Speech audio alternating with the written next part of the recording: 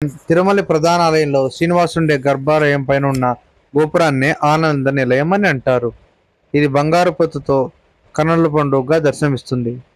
And Shri వైష్ణవ సంప్రదాయాల్లో తిరుమల వెంకటేశ్వర స్వామి ఆలయంలో గోపుర విమానాన్ని ఆనంద నిలయం అని అంటారు.